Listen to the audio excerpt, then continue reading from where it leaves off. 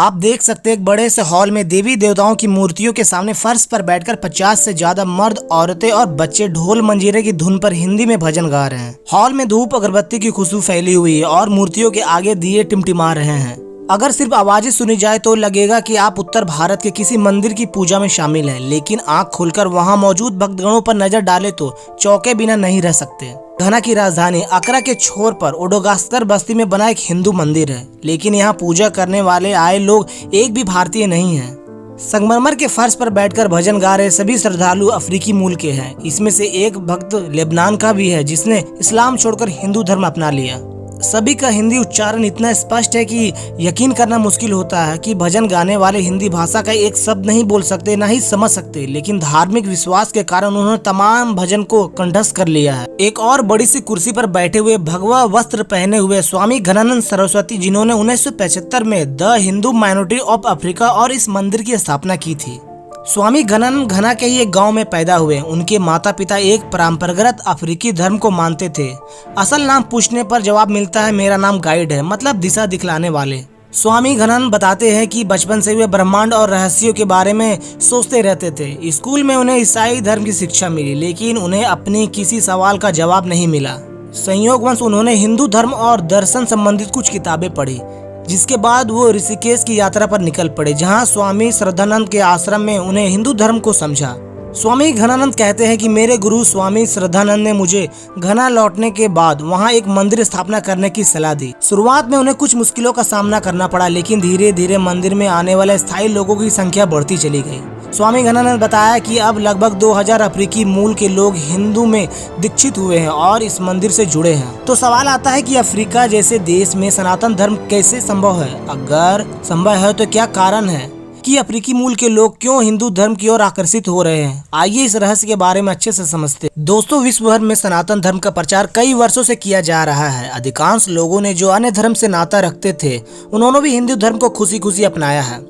भारत जिसे सनातन सभ्यता का केंद्र माना जाता है, वहां से यह धर्म अफ्रीका पहुंचा और देखते ही देखते अपनी पकड़ लोगों के बीच मजबूत बनाने लगा। आपको यह जानकर आश्चर्य होगा कि पश्चिमी अफ्रीका देश घाना में हिंदुओं की संख्या साल दर साल बढ़ोतरी हुई है। यह दावा इसलिए सच है क्योंकि घाना में 2009 में हुई जनगणना में पाया गया कि वहां केवल 12,500 हिंदू रहते थे, जिसके बाद 2010 की जनगणना में यह पाया गया कि हिंदू की संख्या बढ़कर 25,000 हो गई है और आज घाना में लाखों अफ्रीकी हिंदू रहते हैं। दोस्तों, हिंदू धर्म घना के एकदम से विकसित नहीं हुआ। इसके पीछे एक ऐसा समूह है जिसने हिंदू धर्म की विशेषताओं को लोगों तक पहुंचाया, जिसमें अफ्रीकी लोगों में हिंदुत्व के प्रति श्रद्धा उत्पन्न की।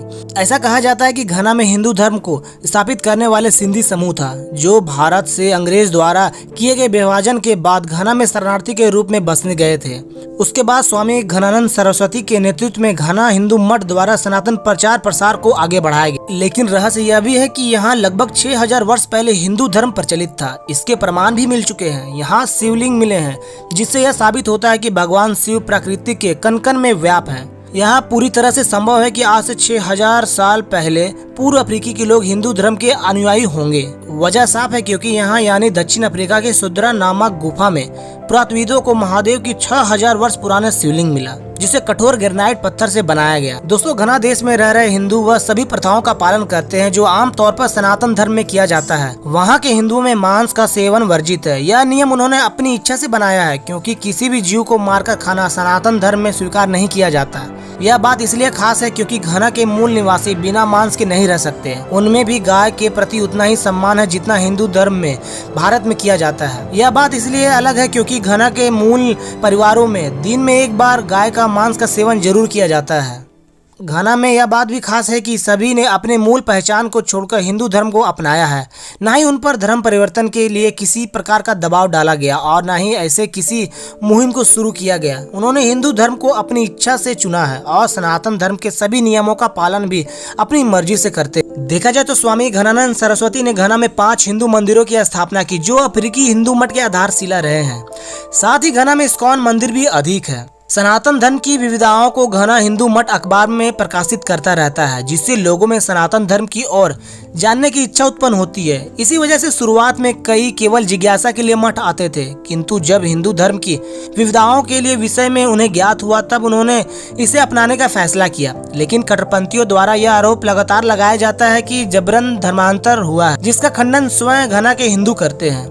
उन सभी ने अपनी इच्छा से हिंदू धर्म को अपनाया। और एक बात और कि स्वयं स्वामी घनानंद सरस्वती ने घना के मूल निवासी थे, जिनके माता पिता ने ईसाई धर्म को अपनाया, लेकिन इन सभी को जानते हुए भी उन्होंने सनातन धर्म को चुना और इस धर्म की विविधताओं को प्रचार किया। दोस्तों, लगभग 14 लाख की आबादी के साथ मॉरिशस में 50% से अधिक हिंदू आबादी धर्म का पालन करती है। इस द्वीप में अफ्रीका में हिंदुओं का प्रतिशत सबसे अधिक है और नेपाल और भारत के बाद दुनिया में हिंदुओं का तीसरा सबसे बड़ा प्रतिशत है। इसे मॉरिशस का सबसे पवित्र हिंदू स्थान माना जाता है। समुद्र तल से 1800 फीट ऊपर एक सुनसान पहाड़ी क्षेत्र में एक गढ़ा झील पाई जाती है, जिसे गंगा तालाब कहा जाता है, जिसे भारत के पवित्र गंगा नदी के नाम पर रखा गया है। सभी त्योहारों और विशेष अवसरों पर यह झील हिंदू रीति रिवाजों से जगमगाती है, जो हमारे द्वारा पालन किए जाने वाले रीति रिवाजों और आयोजनों से भी भव्य होती है। मॉरिशस में महाशिवरात्रि को मुंबई में गणेश चतुर्थी की तरह मनाया जाता है। पूरा देश शिव मूर्तियों, जुलूस और हर हर महादेव के नारों से पट जाता है।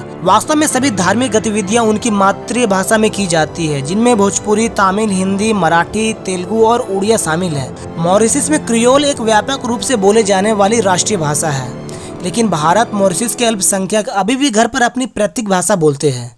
वे एकमात्र भारतीय हैं जो धारा प्रवाह फ्रेंच बोल सकते हैं। फिर दोस्तों, रूस में हिंदू धर्म ने अपनी अच्छी जगह बनाई है। रूस में 2012 की जनगणना में 1,40,000 हिंदू हैं, जो देश की पूरी जनसंख्या के 0.01% की आबादी रखते हैं। इसके बाद आयरलैंड, जहां हिंदू जनसंख्या में लंबा उछाल आया है। साथ ही अमेरिका में भी हिंदू जनसंख्या में हालिया सालों में बढ़त देखने को मिली है।